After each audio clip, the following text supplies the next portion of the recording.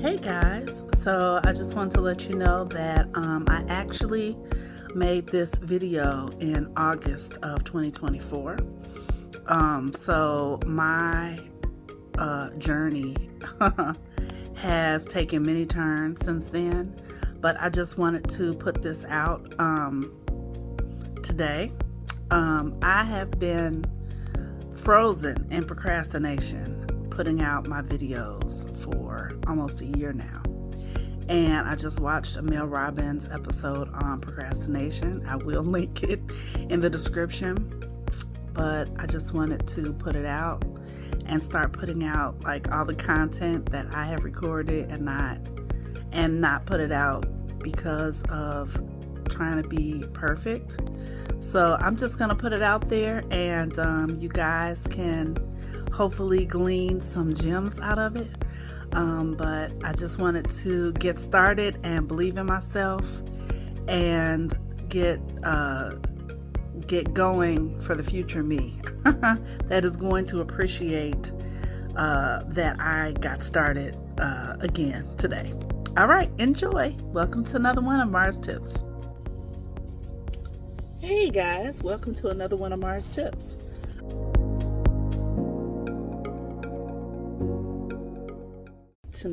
Today, I am going to be talking a little bit more about my journey of self-discovery.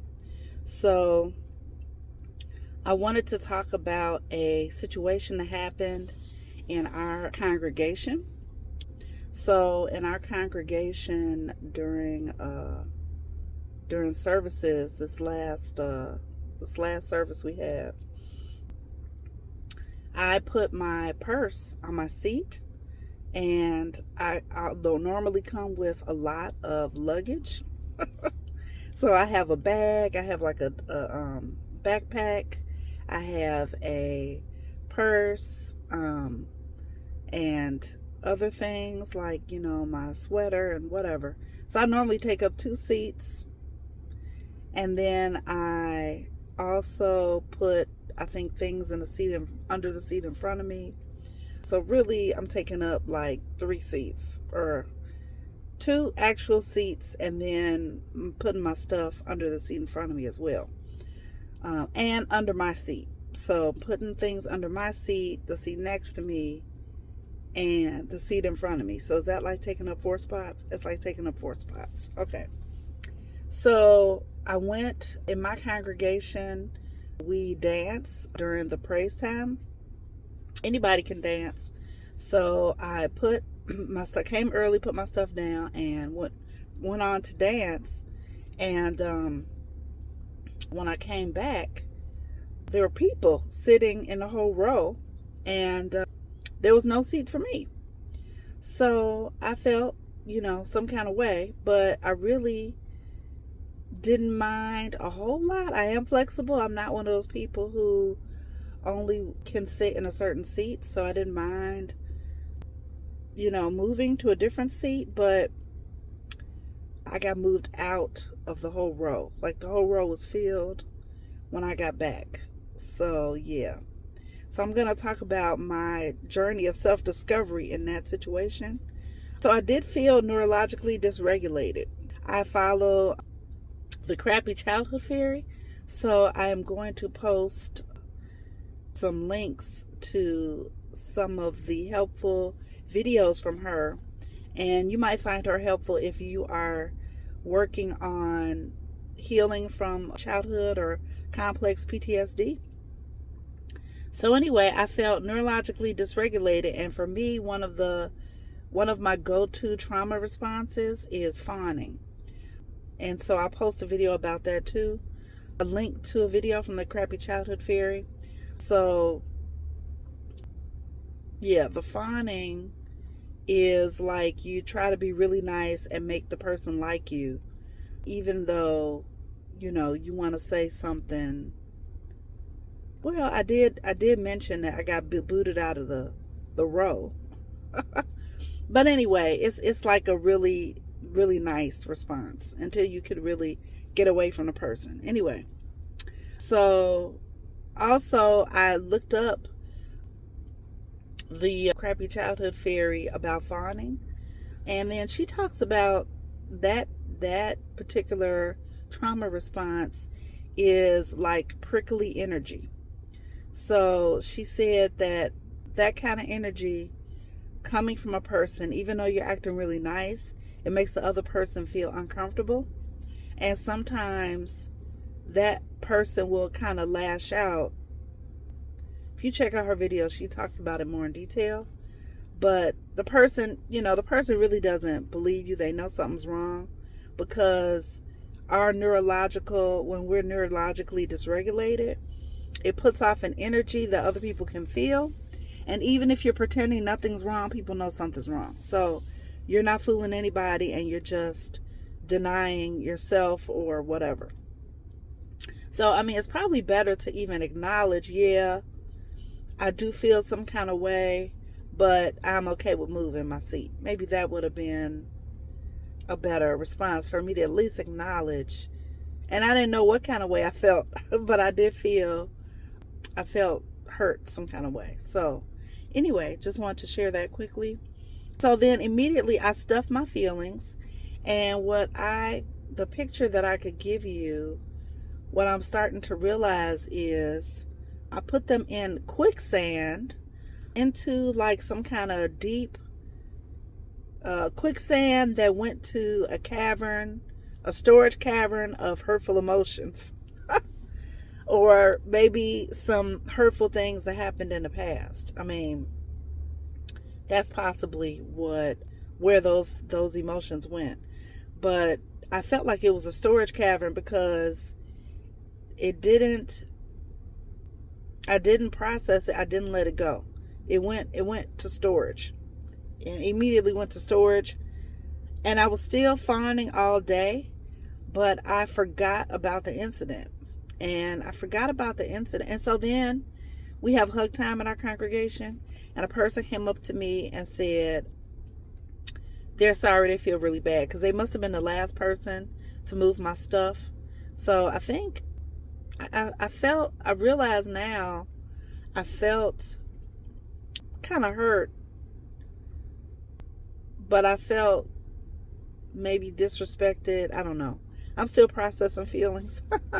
But I felt some kind of way about the whole row. One is the person I sat next to. I thought they could have said, hey, that's my seat. And then the person at the end of the row, I thought they could have said, hey, somebody was sitting there. Because I know, personally, I said hi to the people, put my stuff down, so I thought somebody who was already there could have said, hey, But anyway, so that happened, and then my stuff kept getting moved until I had no seat. They didn't even move my stuff to a seat. They just moved my stuff to, under chairs in front of them. And so there, like I said, the whole row was taken up. So I kind of felt, slighted by the whole row, which I just have to. I did talk to one person. Let me move on to the order I want to say this in. Sorry, I wrote it down. So anyway, I was fawning all day because I didn't deal with my emotions, which I probably should have just gone out somewhere, like to the bathroom or outside or in the hallway or somewhere, and processed my emotions, got real with myself, So then, so later, I talked to somebody. I was just recounting the situation, and I was telling this person that I felt cast out, and it reminded me of my abandonment issues from childhood. So in a nutshell, okay, I'm just going to be real.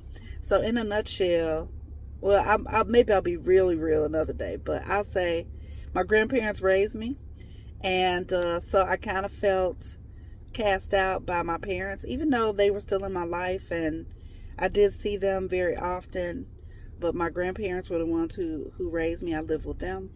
So I felt a little cast out by my parents, by them not raising me, by neither one of them.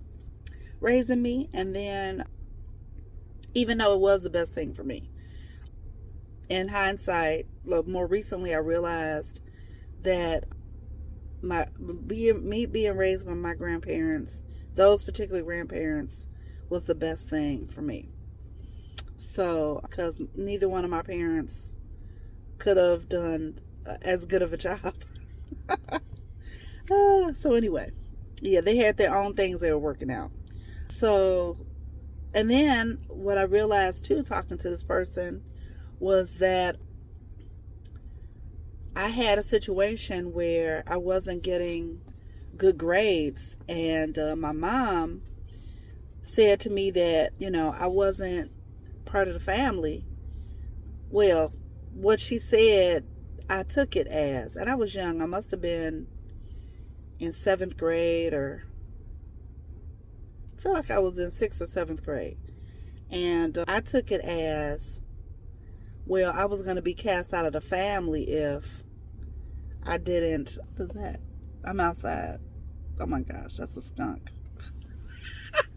I'm in the car. I'm sitting in the car talking to you guys. This skunk is very white. It's like mostly white on top with a little bit of black. Skunks are normally mostly black with a little bit of white, but should I show you the skunk? Let me see. Okay, I'm sorry. I'm just amazed. I don't know if I could show you. I don't know if you...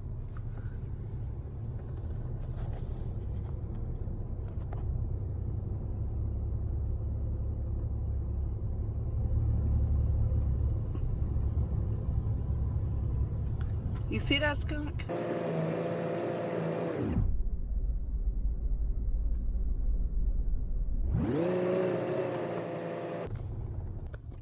Okay, sorry. I was amazed by the skunk, so I had to take a break.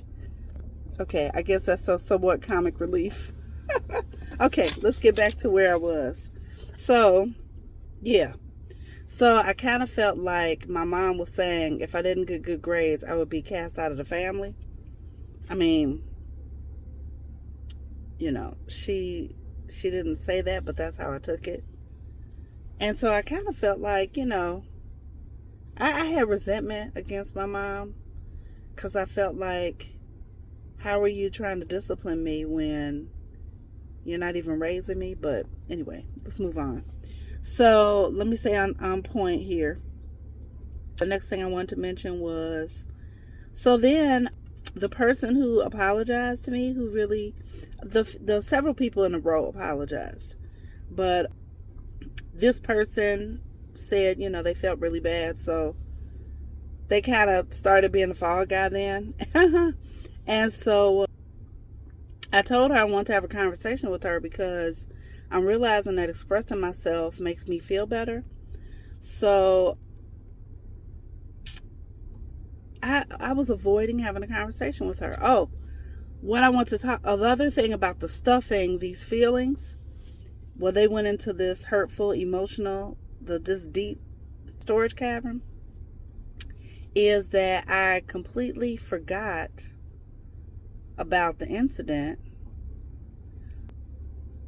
the next day. And not until I said, did I mention this? Not until I said this person's name did it come back up, because I said this person's name about for a different reason. And I had forgotten that I even felt some kind of way. So then I realized, when the little twinge came up in my heart, I felt I need to process these emotions. So anyway, that made me start thinking about this. And so I told her I wanted to talk to her. And then I started avoiding the conversation. So I still don't know why I avoid conversations of expressing my true feelings. I still don't know why I do that. I'm still working on processing that. And once I figure that out, maybe I'll make another video about that.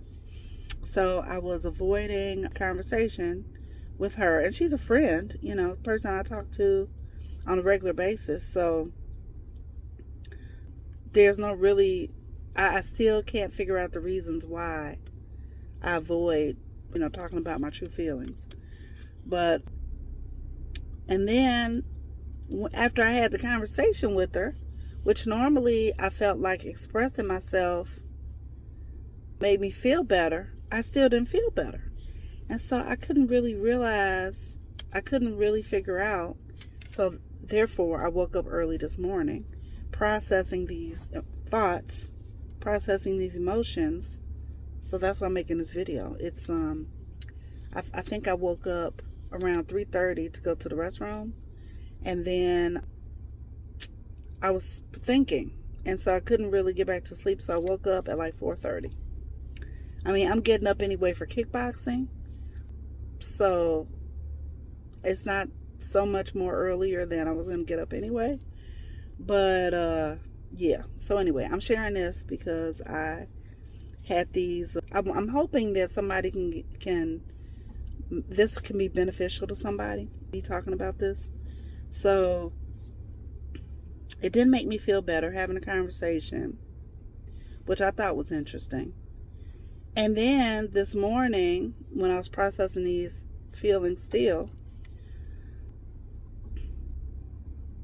I realized my true feelings, real talk. I thought it was pretty shitty.